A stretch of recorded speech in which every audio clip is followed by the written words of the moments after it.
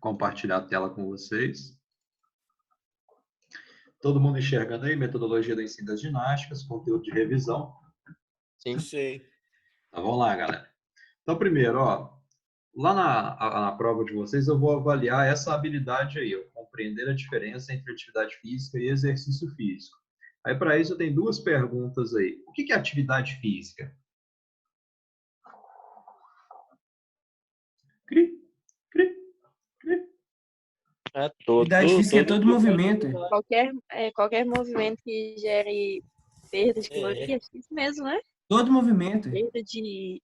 Exatamente. Qualquer movimento produzido pela musculatura esquelética que produza gasto energético maior que os níveis de repouso. Basicamente, qualquer movimento que você faça, né? Qualquer movimento corporal.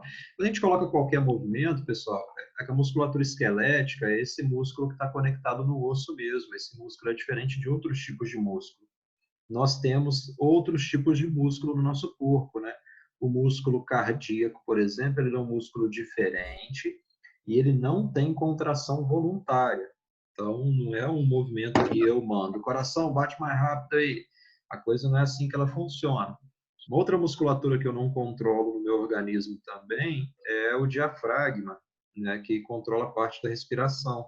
Então, não tem como eu falar para o diafragma, seu diafragma, vai lá, faz sua parte aí, cara, porque tá bravo o negócio aqui. Eles são musculaturas que têm contração voluntária, perdão, tem contração autônoma, né? Então, eu não dou conta de controlar isso.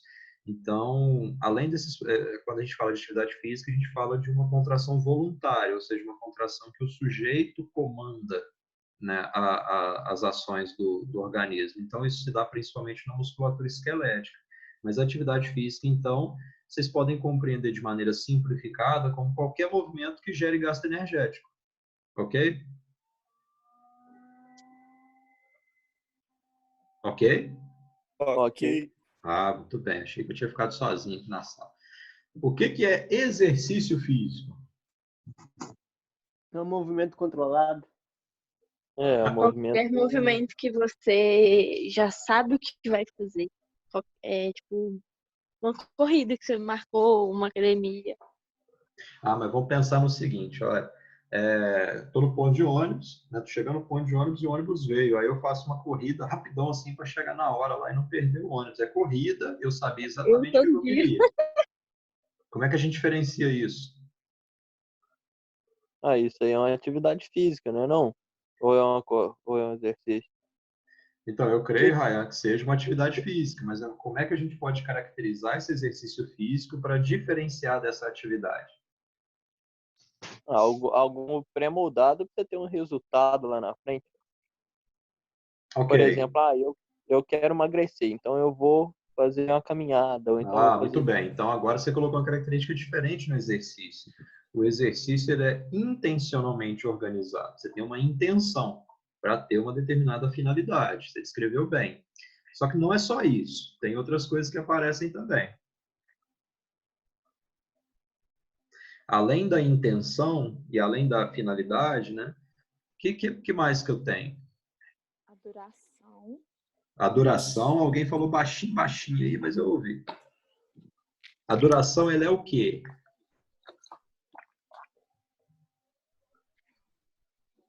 A duração ela é controlada, certo? Então, o sujeito vai correr por 30 minutos. Mas ele só vai correr por 30 minutos? Que outros elementos eu tenho aí? Ele vai correr por 30 minutos em velocidade X. Numa velocidade controlada, que aí eu poderia discriminar pela intensidade. Numa intensidade leve, numa intensidade moderada ou numa intensidade alta. Então, ó, olha como é que já se diferenciou da corridinha para pegar o ônibus lá, para não perder o ponto lá. Aí já está muito diferente agora, porque agora é uma corrida que eu faço com uma intenção específica, que pode ser melhorar o condicionamento físico, que pode ser espairecer, que pode ser cuidar da saúde, que pode ser um monte de coisa. Que pode ser treinamento para uma competição, né? Eu faço isso numa intensidade específica para gerar esse benefício. O que mais? numa duração específica, né? Tem pelo menos aí mais um elemento muito importante. Ela ajuda no reforço da musculatura e na parte cardiovascular também. Sim, mas aí tem um elemento que está dentro dessa corrida, na forma como eu faço, na forma como eu organizo, que vai caracterizar isso como exercício. Eu já falei que ela tem duração e intensidade específica. Está faltando o quê? O controle do ritmo? Poderia ser num nível de detalhamento maior. Aí, assim, a gente vai detalhando, detalhando, detalhando, chegaria a isso. Mas está faltando uma coisa aqui. Ó. Se o sujeito correr uma vez na vida, outra na morte, vai gerar o que ele está querendo? Não. Então precisa de quê? Tem duração e intensidade. Vocês já identificaram esses dois. O que está faltando? O treinamento. Está faltando a frequência. Então, o sujeito vai correr numa intensidade específica, com uma duração específica, numa frequência específica. Quantas vezes por dia, por semana ou por mês ele vai correr? Então, Augusto, quantas vezes... O Augusto está aí ainda? Quantas vezes você vai na academia, Augusto? Eu estou indo até de sábado de tarde. 6 vezes? 6 vezes. Vou passar aí agora, né? Então, Sim, em média, sábado. quanto... É claro que o tempo de treino varia de acordo com o grupo muscular que você está treinando, mas quanto tempo, em média, dura seu treino? 45 minutos, 50. Ótimo tempo. Então, olha, o Augusto... Quantas repetições você faz, geralmente, Augusto? Depende do exercício. Tem o que Olha eu faço isso, velho. Você dobro, treina? triângulo, Eu treino 1 hora e 20. 4h20. Depende do exercício. Depende do específico, Ryan. Isso. Eu já vi treino durar 30 minutos, cara. Eu já fiz treino de 35 minutos e saí de lá esgotado de todo jeito. Mas é muito específico. O treino de 2 horas, ele mostra para mim que o sujeito está fazendo muita coisa errada. Porque se ele estivesse fazendo corretamente, ele não aguentaria ficar 2 horas na academia, não. Se o objetivo, principalmente, se o sujeito faz exercício buscando hipertrofia muscular ou força. Agora, se o sujeito... 2 horas demais, mas agora até 1 hora. Agora, se o cara é um atleta, né, eu também já passei por isso. Eu já fiz treino de 1 hora de treinamento de musculação e fiz mais 1 hora de corrida na esteira. Eu queria correr na esteira, então aí acabei ficando um tempo maior na academia. Mas tinha um condicionamento físico que dava conta de fazer isso. Então, olha só, vamos usar o exemplo do Augusto, né? O Augusto, ele treina 6 vezes na semana, em média de 45 minutos a 50 minutos por dia, mas fala o número de repetições aí, 8, 10, 12, o que você tem feito, Augusto? 4 de 15. Então, com 4 séries de 15, o Augusto deve estar treinando mais ou menos com 50% a 60% da força máxima dele, porque senão ele não seria capaz de fazer 15 repetições. Né? Se ele estivesse fazendo umas 8 repetições, aí estaria batendo 70%, 80% da carga máxima que ele é capaz de executar. Então, isso me diz respeito à intensidade, né, que ele está treinando. Então, nada disso vocês precisam saber agora, porque vai ter momento para isso. Mas vocês saberem que o exercício acontece de uma maneira controlada. Que tipo de controle se estabelece sobre o exercício? Frequência, duração e intensidade específicos, além da intenção, né? Além do objetivo que o Ryan já tinha falado antes. Ok, pessoal? Ok. Então, vamos para a próxima, então. Mas eu fiz só 4,5 hoje. Por causa que a carreira se arrebentou. Bruna Porta-Nova. Aula? Meu Deus. É aula. Quem quiser ficar por aí, vamos discutir uns troços importantes aqui. Identificar as reações do organismo à atividade física ou exercício físico. Aqui independe, né? Porque quando o corpo entra em movimento, ele produz reações. Tem 2 tipos de reações que o organismo produz, né? As chamadas reações agudas e as reações crônicas, né? As agudas são aquelas que acontecem no momento ali, né? Imediatamente após a atividade ou exercício.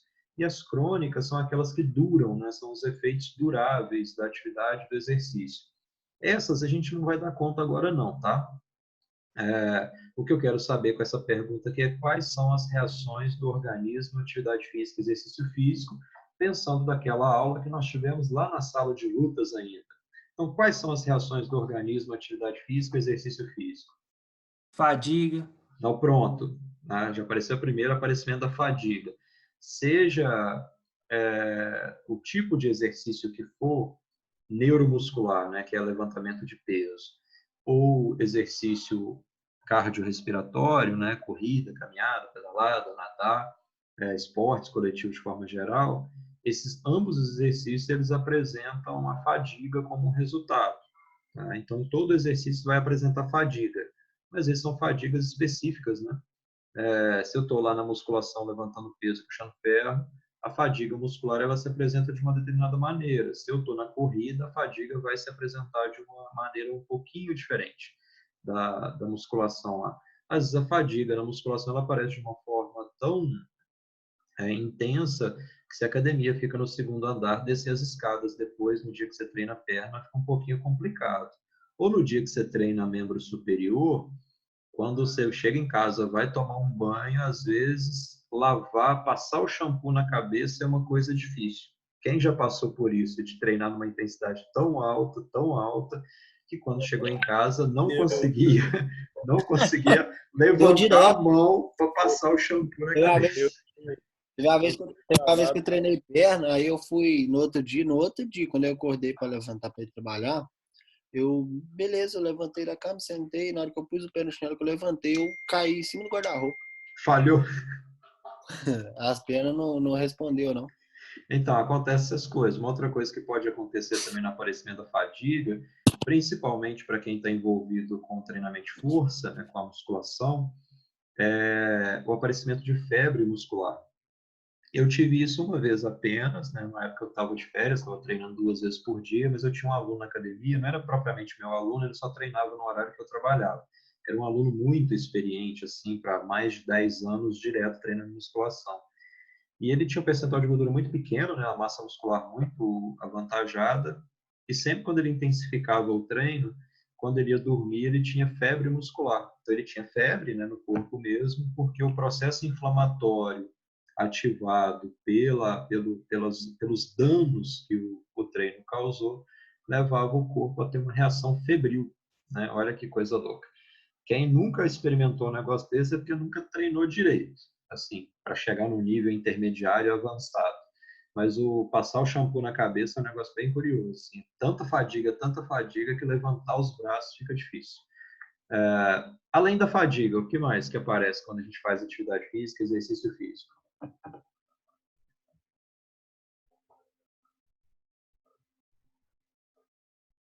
Lembra lá da aula na sala de musculação, tá?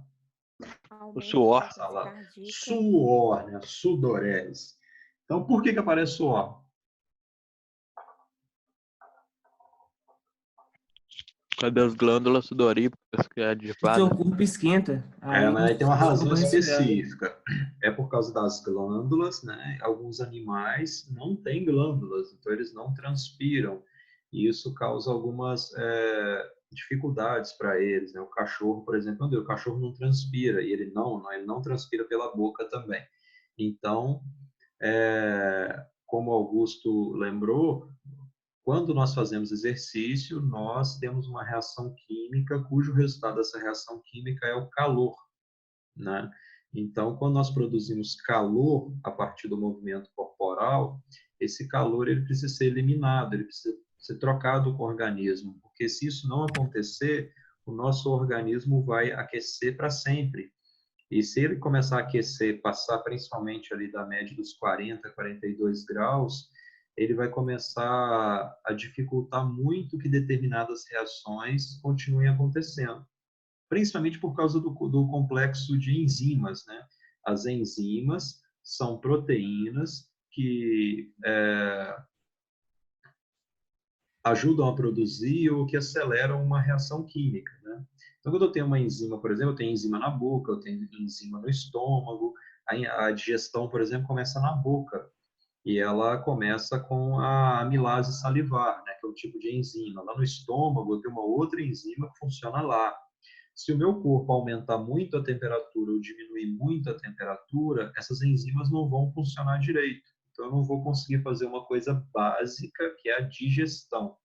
Para isso, o organismo humano está equipado com uma capacidade de controlar a própria temperatura. Como é que ele faz isso? Transpirando. suando. Então, eu faço exercício e atividade física, o corpo aumenta a temperatura, para que ele mantenha a temperatura dentro de um nível saudável, ali por volta dos 37 graus, eu preciso fazer uma troca com o organismo. Então, eu elimino o líquido, né, para refrigerar o meu corpo. Então, a respiração, o suor, né, o termo técnico ligado a ele, é um mecanismo de termorregulação. Então, a sudorese é um mecanismo de termorregulação, tá? Então, já tenho fadiga e já tenho suor, aumento do suor. O que mais que eu tenho? Aumento da frequência cardíaca. Aumento da frequência cardíaca. Por que, Augusto, que aumenta a frequência cardíaca? Você está esforçando mais, você vai respirando mais, vai faltando oxigênio. Ok. Então, ó, agora que você falou, agora que você respondeu, ó, quando eu faço exercício, eu tenho uma demanda de oxigênio maior. Então, o coração precisa acelerar para dar conta disso. E aí você poderia ter falado do sangue, por exemplo, né? Mas você já foi direto lá no oxigênio. Mas para que serve o oxigênio?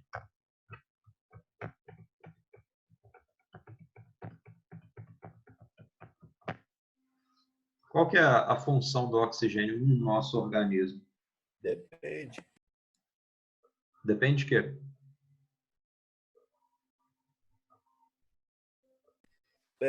A gente precisa do oxigênio para quase tudo no corpo da gente, mas para regular, vamos supor, você faz um exercício e fica ofegante. Aí você respirar melhor, com mais calma, aí o seu corpo vai voltando ao normal depois de novo. Eu quero a função específica mesmo. Quero lá a carta específica do baralho. O oxigênio tem a ver com produção de energia. Tá? Então, quando a gente fala de respiração celular, por exemplo, a gente está falando de produção de energia. Então, quando nós fazemos atividade física, exercício físico, nós gastamos energia e temos que repor essa energia para a célula. Então, o nosso corpo tem uma demanda maior por oxigênio, o que obriga o coração a bater mais rápido para bombear mais sangue e logo transportar mais oxigênio, para que o suprimento de energia se mantenha alto durante o exercício, para que não falte. Porque imagina, cara, você começa uma corrida, mas o seu organismo ele não sabe por que você está correndo, né? Se fosse o ser humano primitivo, por exemplo, que vivia, né, como índio ainda, né, como nômade, né, indo de um lugar para o outro, esse sujeito ele poderia estar correndo para se livrar de um predador, né? Nos dias de hoje, né, a sobrevivência é um pouco diferente. Você pode estar fugindo para se livrar de um atentado à sua vida, de um assalto, né, para pegar o ônibus do qual o seu emprego depende, né? Então, o organismo não sabendo disso, ele não sabe por quanto tempo você vai correr. Então, ele tem que continuar ofertando energia para que você corra pelo maior tempo possível. Então, olha, fazemos exercício. Aí, quando nós fazemos exercício, há um aumento da frequência cardíaca, porque há uma necessidade de maior aporte sanguíneo. O que tem no sangue? No sangue tem não só nutrientes, como tem oxigênio. E esse oxigênio vai garantir uma produção de energia suficiente para a manutenção da atividade que você está, pelo maior tempo possível, né? Ok? E aí está faltando uma coisa só agora, olha.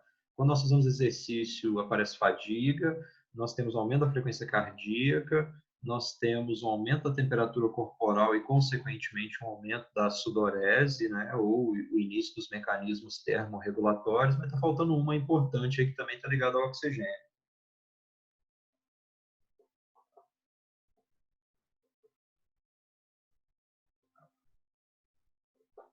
Qual que é? Eu sei tudo isso aí, mas tô brincando. É porque eu tô jantando, né? Eu não tô interagindo muito. Tá comendo seus 2 quilos de batata doce? Não, arroz, feijão, minha boca. O aumento respiratório? Aumenta a frequência respiratória, tá? Que também tem a ver com maior aporte de oxigênio. Então, não vai ter oxigênio no sangue se eu não conseguir colocar esse oxigênio lá, né? A ideia de saturação, né, tem a ver com a maior quantidade de um determinado produto num determinado ambiente, Bruna. Então, você precisa eliminar o gás carbônico, né? E precisa colocar o oxigênio para dentro, tornando ele, né, oxigenado. Quando ele se torna saturado, né, de gás carbônico, você precisa fazer essa troca, né? Mas depois eu te dou uma explicação mais qualificada. Essa explicação não foi lá tão boa assim. Mas eu preciso, então, eliminar o sangue rico em gás carbônico e coletar o sangue rico em oxigênio. Isso tem a ver, então, o oxigênio tem a ver, a respiração celular tem a ver com a obtenção de energia. Às vezes a gente acha que a gente depende do oxigênio para sobreviver só pelo ar, né? Só por... Não, mas ele é importante porque ele vai ajudar na produção de energia. Vamos para uma próxima habilidade, então. Compreender a relação entre zona-alvo de treinamento e o condicionamento físico, né? Então, essa foi uma aula específica, uma aula bem específica. O que é zona-alvo de treinamento mesmo, galera?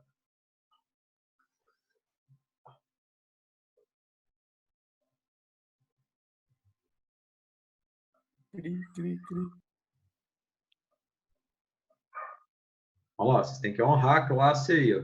Lembra aquele programa Tô tentando lembrar aqui, peraí. de perguntas e respostas que tinha na TV lá? Tipo assim, você quer perguntar para os universitários, né? Então, ó, se perguntasse para vocês têm que garantir essa aí. Mas a zona alta é um treinamento mais intensificado? Não, né?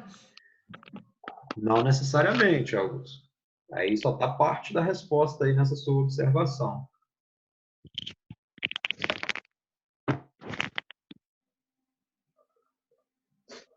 Quando você fala de alvo, Augusto, você não fala só do limite superior, tá?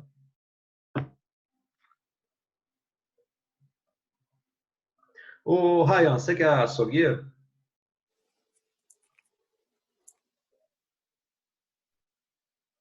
Cadê o Ryan? Sumiu?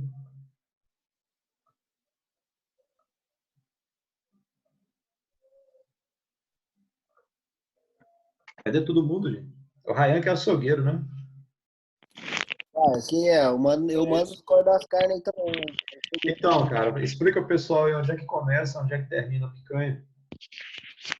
Oi? O Ryan que é o açougueiro, né? Eu? Isso. Você quer saber o que mesmo? Eu fui na Então, cozinha levar o... explica pra galera aí onde é que começa e onde é que termina a picanha. Ó, a picanha termina na terceira artéria. Então a picanha pode dar mais que 1,5 kg, que é o que todo mundo fala. É, picanha dá mais que 200, 1,5 né? kg. É. A picanha acaba na terceira artéria e ela começa ali na beiradinha da alcatra ali. E o que você tem depois da terceira veia da picanha ali é o quê? Chão de fora, colchão Então, duro. o famoso colchão duro, que é bom também, mas não para comer assado, né? Uhum. Então, ó, do mesmo jeito que o Ryan explicou onde é que começa, onde é que termina a picanha, se a gente pensar na zona alvo de treinamento, é como se fosse o corte-alvo da picanha. Então, a picanha começa aqui, termina aqui, meu alvo qualquer, esse aqui, né? A zona alvo de treinamento, então, ela é um limite inferior e superior ao qual eu tenho que me manter no exercício. Por isso que ela é uma zona alvo. Ela não é só o limite inferior ou só o limite superior. Ela é constituída dos limites inferiores e superiores nas quais o exercício tem que acontecer para que eu possa extrair os benefícios dele. Então, o exemplo que nós citamos aqui da zona alvo de treinamento foi o da frequência cardíaca, lembra? Que vocês calcularam qual que era a frequência cardíaca máxima e, a partir dela, nós conseguimos ali pensar a maneira como o exercício tinha que acontecer. Aqui tem uma resposta bastante qualificada, que é a Bruna, manipulação de informação muito rápida, hein, Bruna? Isso aí. Né? Não basta você ter informação, você tem que conseguir acessar ela rapidamente. Então, essa zona-alvo de treinamento, apesar de eu ter dado um exemplo do exercício aeróbico, né, que é do exercício que envolve consumo grande de oxigênio, a gente pode falar de uma zona-alvo de treinamento também no exercício neuromuscular, que é a musculação, levantamento de peso. Então, a zona-alvo de treinamento lá vai se dar numa faixa específica, Quando eu disse, por exemplo, o Augusto, ele está fazendo séries de 15 repetições. Isso me mostra que o Augusto está pretendendo agora causar algum tipo de resistência muscular localizada maior do que ele tem habitualmente. Sendo assim, para conseguir fazer essas 15 repetições, a zona alvo de treinamento do Augusto lá deve estar girando em torno de 50% a 60% do que ele conseguiria fazer máximo, ou seja, da sua carga máxima. Nesse sentido, a carga máxima dele é aquilo que ele conseguiria fazer uma repetição só. Vamos fazer de forma muito clara aqui. O Augusto, num determinado exercício, uma repetição só, ele consegue fazer uma repetição com 100 quilos, né? Para ele fazer 15 repetições, Não ele vai... exagera, né? Não exagera. Não, agachamento, possivelmente, se for na máquina ali, um leg press, 100 quilos é leve, né, cara? 80 quilos. No leg press? Ryan, olha meu Instagram lá, fazendo um favor lá. Agachamento Leva no campeonato. Augusto, fala para ele assim, pô, respeita o pai aí, né? Respeita aí, filho. Eu tô Não. fazendo, não tem resistência mesmo, não. Nenhuma. Bota Então, agachamento. é que funciona assim, pessoal. Ó, vamos pensar na galera que nunca se exercitou dentro de uma academia na vida e que também precisa compreender essa questão. Para saber essa zona alvo lá na musculação, a gente faz um teste. E aí esse teste é um teste de carga máxima. Isso não tem obrigação de saber para a prova, não, tá? É só uma curiosidade. E aí, para fazer esse teste, a gente faz assim, quantos quilos o Augusto consegue fazer num determinado exercício, uma repetição só. Quantos quilos ele consegue levantar uma vez? Então, é uma repetição máxima. Aí, para ficar bem redondinha a conta, eu estou chutando que num determinado exercício, pode ser qualquer um, ele levanta 100 quilos. Então, para ele fazer essas 15 repetições, ele vai ter que fazer elas com mais ou menos ali uns 50, 60 quilos. Né? Essa que vai ser a zona alvo dele. Para ele fazer séries de 8 repetições, possivelmente ele vai estar fazendo essas séries por volta de 70 quilos até 80 quilos no máximo. No máximo. Para vocês terem uma ideia, e aí eu consigo falar a meu respeito um pouco melhor, né? Porque aí o exemplo fica mais preciso. Eu conseguia fazer uma repetição só, num supino, né? A galera do treino conhece, com 120 quilos. Com 116 quilos, eu cheguei a fazer 2 repetições, né? Mas o meu peso... Eu levantei 400 no leg press. Aí o meu peso 3 de vezes. treino, para fazer 8 repetições era no máximo 90 quilos. Eu não conseguia fazer mais de 80 de 8 repetições com... O senhor tá bruto no trem, então. Aí eu já fiz com 100 uma execução. Não, mas aí dentro da técnica, pelo tamanho do seu braço, você deve conseguir executar com um pouco mais que isso, Herbert. Eu já fui bem mais condicionado do que eu sou hoje, já fui bem mais aficionado pelo treino do que eu sou hoje. Hoje em dia eu não estou sendo nada. De ter muita dieta, de ter muita coisa ali para poder dar conta. Então, Eu também já fui mais fitness. né? Não, o fitness, cara, é o cara que busca o bem-estar, tá? Agora, essa galera aí do peso aí, do grande desenvolvimento, é a galera que busca... Mas é isso mesmo, pessoal. Eu tava procurando, era só a saúde mesmo, que eu tava perdendo aos poucos. É o fitness mesmo. Então, a zona alvo de treinamento, ela é o limite inferior e superior que o sujeito pode ter tanto no treino aeróbico quanto no treino neuromuscular, né? Todo mundo entende o que é um treino aeróbico, o que é um treino neuromuscular? Quando eu falo todo mundo, é todo mundo mesmo, tá, galera? É quem nunca foi dentro de uma academia levantar peso, tá? Então, eu vou falar para não ter dúvida, caso alguém fique sem jeito de perguntar. O treino aeróbico é aquele que tem grande consumo de oxigênio, então uma corrida, pedalada, nadada, os esportes coletivos de forma geral, tá? Também os esportes individuais, né? Peteca, que é em dupla, né? Tudo que envolve uma duração um pouco mais prolongada, né?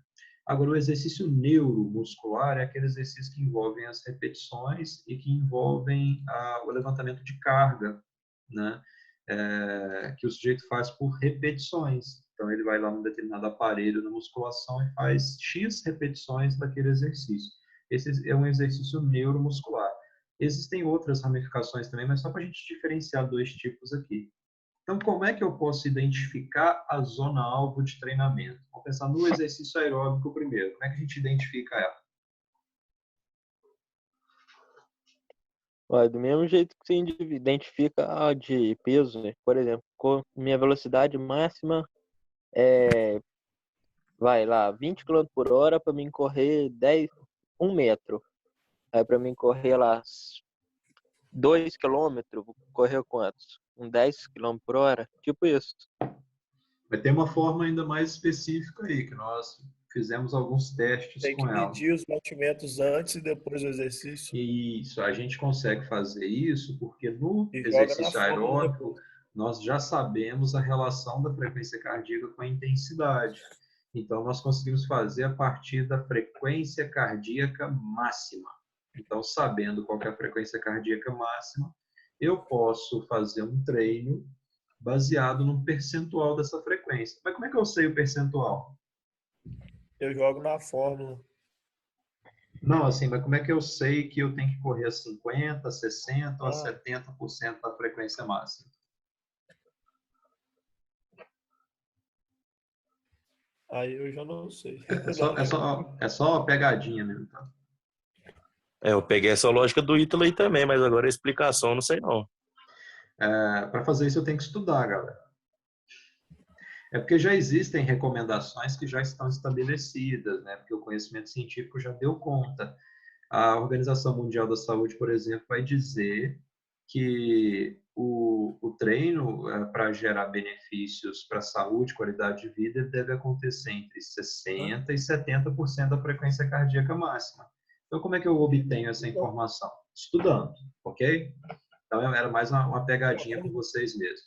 Olha só, vai fechar a aula daqui nesse Vai fazer minuto uma agora. dúvida? Eu vou interromper o compartilhamento, vou interromper a gravação e abrir uma outra. Eu vou mandar para o Ítalo aí, tá?